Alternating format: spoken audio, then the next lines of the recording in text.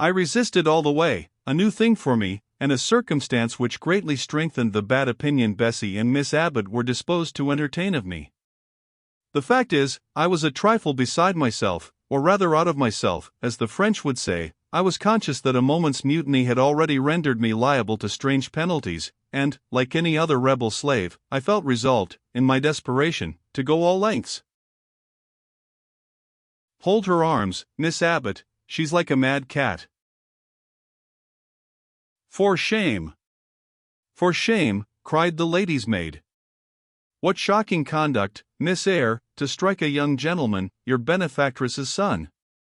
Your young master. Master. How is he my master? Am I a servant? No, you are less than a servant, for you do nothing for your keep. There, sit down, and think over your wickedness. They had got me by this time into the apartment indicated by Mrs. Reed, and had thrust me upon a stool. My impulse was to rise from it like a spring. Their two pair of hands arrested me instantly. If you don't sit still, you must be tied down, said Bessie.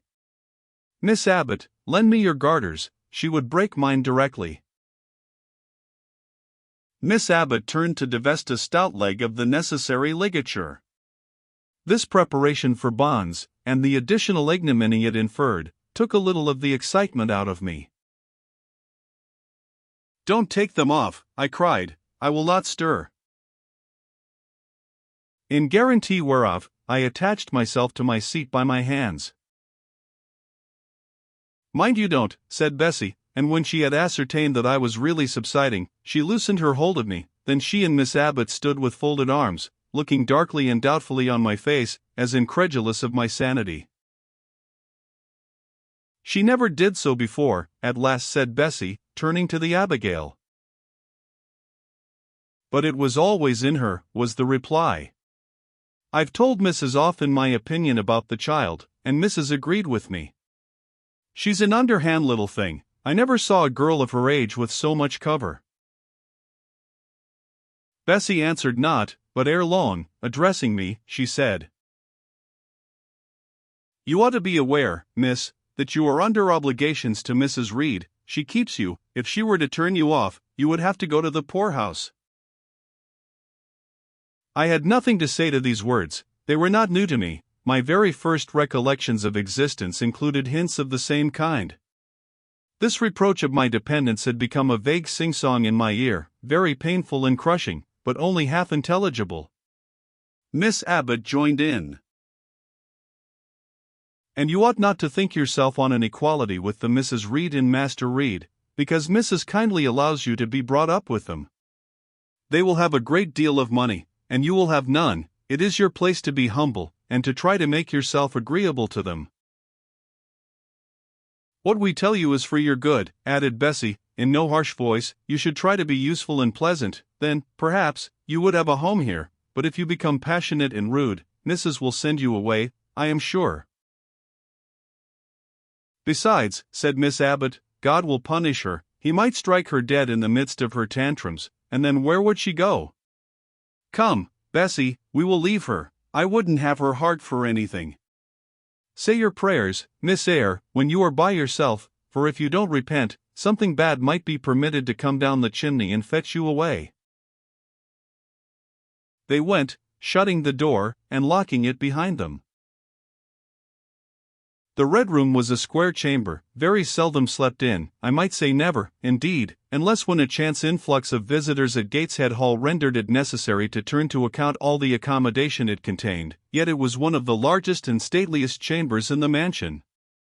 A bed supported on massive pillars of mahogany, hung with curtains of deep red damask, stood out like a tabernacle in the center. The two large windows, with their blinds always drawn down, were half shrouded in festoons and falls of similar drapery. The carpet was red, the table at the foot of the bed was covered with a crimson cloth, the walls were a soft fawn color with a blush of pink in it, the wardrobe, the toilet table, the chairs were of darkly polished old mahogany.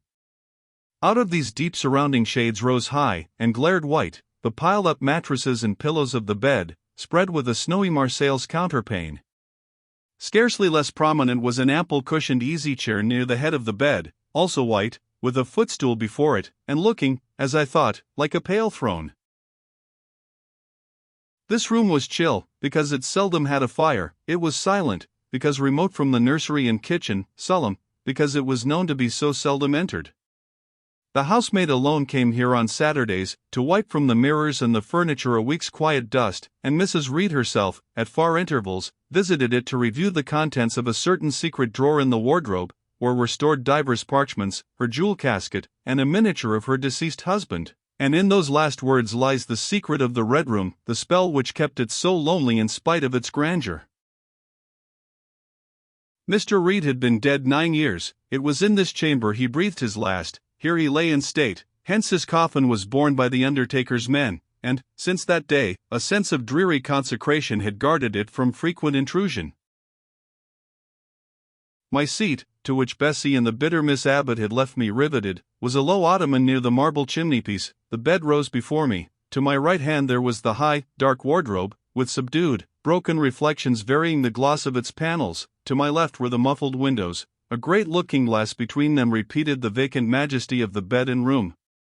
I was not quite sure whether they had locked the door, and when I dared move, I got up and went to see. Alas! Yes, no jail was ever more secure. Returning, I had to cross before the looking-glass. My fascinated glance involuntarily explored the depth it revealed. All looked colder and darker in that visionary hollow than in reality, and the strange little figure there gazing at me, with a white face and arms specking the gloom, and glittering eyes of fear moving where all else was still, had the effect of a real spirit. I thought it like one of the tiny phantoms, half fairy, half imp, Bessie's evening stories represented as coming out of lone, ferny dells and moors, and appearing before the eyes of belated travelers. I returned to my stool. Superstition was with me at that moment, but it was not yet her hour for complete victory. My blood was still warm. The mood of the revolted slave was still bracing me with its bitter vigor. I had to stem a rapid rush of retrospective thought before I quailed to the dismal present. All John Reed's violent tyrannies, all his sister's proud indifference, all his mother's aversion, all the servants' partiality, turned up in my disturbed mind like a dark deposit in a turbid well. Why was I always suffering, always browbeaten, always accused, forever condemned? Why could I never please? Why was it useless to try to win anyone's favor? Eliza, who was headstrong and selfish, was respected. Georgiana, who had a spoiled temper, a very acrid spite, a captious and insolent carriage, was universally indulged. Her beauty, her pink cheeks and golden curls, seemed to give delight to all who looked at her, and to purchase indemnity for every fault. John no one thwarted, much less punished, though he twisted the necks of the pigeons, killed the little pea chicks, set the dogs at the sheep, stripped the hothouse vines of their fruit, and broke the buds off the choicest plants in the conservatory. He called his mother old girl, too, sometimes reviled her for her dark skin, similar to his own, bluntly disregarded her wishes, not unfrequently tore and spoiled her silk attire, and he was still her own darling. I dared commit no fault, I strove to fulfill every duty, and I was termed naughty and tiresome, sullen and sneaking, from morning to noon, and from noon to night. My head still ached and bled with the blow and fall I had received. No one had reproved John for wantonly striking me, and because I had turned against him to avert farther irrational violence, I was loaded with general opprobrium. Unjust, unjust, said my reason, forced by the agonizing stimulus into precocious though transitory power, and resolve, equally wrought up, instigated some strange expedient to achieve escape from insupportable oppression, as running away, or, if that could not be effected, never eating or drinking more, and letting myself die. What a consternation of soul was mine that dreary afternoon! How all my brain was in tumult, and all my heart in insurrection! Yet in what darkness, what dense ignorance, was the mental battle fought? I could not answer the ceaseless inward question why I thus suffered. Now, at the distance of I will not say how many years, I see it clearly. I was a discord in Gateshead Hall. I was like nobody there. I had nothing in harmony with Mrs. Reed or her children, or her chosen vassalage. If they did not love me, in fact, as little did I love them. They were not bound to regard with affection a thing that could not sympathize with one amongst them, a heterogeneous thing, opposed to them in temperament, in capacity, in propensities, a useless thing, incapable of serving their interest, or adding to their pleasure, a noxious thing, cherishing the germs of indignation at their treatment, of contempt of their judgment.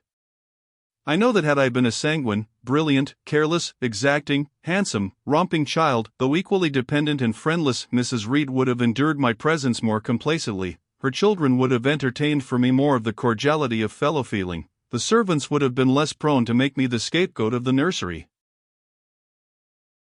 Daylight began to forsake the Red Room. It was past 4 o'clock, and the beclouded afternoon was tending to drear twilight. I heard the rain still beating continuously on the staircase window, and the wind howling in the grove behind the hall. I grew by degrees cold as a stone, and then my courage sank.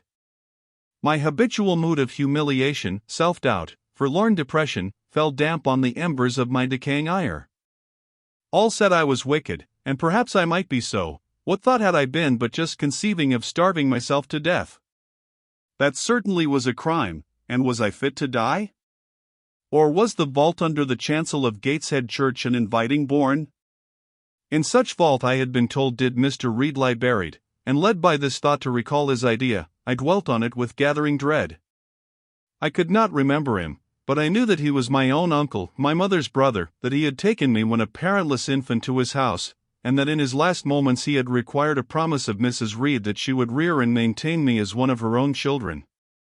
Mrs. Reed probably considered she had kept this promise, and so she had, I dare say, as well as her nature would permit her, but how could she really like an interloper not of her race, and unconnected with her, after her husband's death, by any tie? It must have been most irksome to find herself bound by a hard-wrung pledge to stand in the stead of a parent to a strange child she could not love, and to see an uncongenial alien permanently intruded on her own family group. A singular notion dawned upon me.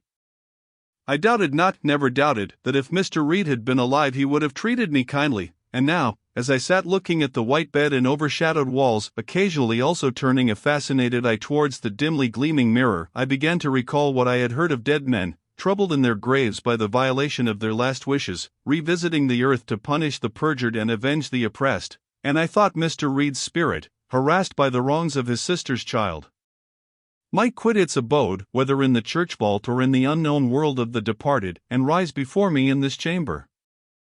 I wiped my tears and hushed my sobs, fearful lest any sign of violent grief might waken a preternatural voice to comfort me, or elicit from the gloom some haloed face, bending over me with strange pity. This idea, consolatory in theory, I felt would be terrible if realized. With all my might I endeavored to stifle it, I endeavored to be firm. Shaking my hair from my eyes, I lifted my head and tried to look boldly round the dark room. At this moment a light gleamed on the wall.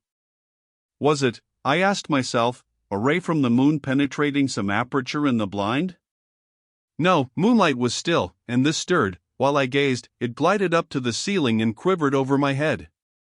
I can now conjecture readily that this streak of light was, in all likelihood, a gleam from a lantern carried by someone across the lawn. But then, prepared as my mind was for horror, shaken as my nerves were by agitation, I thought the swift darting beam was a herald of some coming vision from another world. My heart beat thick, my head grew hot, a sound filled my ears, which I deemed the rushing of wings. Something seemed near me. I was oppressed, suffocated, endurance broke down. I rushed to the door and shook the lock in desperate effort. Steps came running along the outer passage, the key turned, Bessie and Abbot entered. "Miss Eyre, are you ill?" said Bessie. "What a dreadful noise! It went quite through me," exclaimed Abbot. "Take me out. Let me go into the nursery," was my cry. "What for? Are you hurt? Have you seen something?" again demanded Bessie. "Oh, I saw a light, and I thought a ghost would come." I had now got hold of Bessie's hand, and she did not snatch it from me. "She has screamed out on purpose," declared Abbot, in some disgust. "And what a scream! If she had been in great pain one would have excused it, but she only wanted to bring us all here. I know her naughty tricks." "What is all this?" demanded another voice peremptorily, and Mrs. Reed came along the corridor, her cap flying wide, her gown rustling stormily.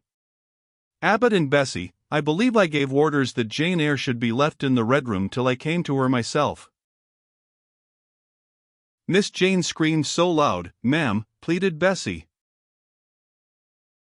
"Let her go," was the only answer. "Loose Bessie's hand, child, you cannot succeed in getting out by these means, be assured. I abhor artifice, particularly in children. It is my duty to show you that tricks will not answer. You will now stay here an hour longer, and it is only on condition of perfect submission and stillness that I shall liberate you then." "Oh, aunt! Have pity! Forgive me! I cannot endure it, let me be punished some other way. I shall be killed if—" Silence. This violence is almost repulsive, and so, no doubt, she felt it. I was a precocious actress in her eyes. She sincerely looked on me as a compound of virulent passions, mean spirit, and dangerous duplicity. Bessie and Abbot having retreated, Mrs. Reed, impatient of my now frantic anguish and wild sobs, abruptly thrust me back and locked me in, without farther parley. I heard her sweeping away, and soon after she was gone, I suppose I had a species of fit, unconsciousness closed the scene.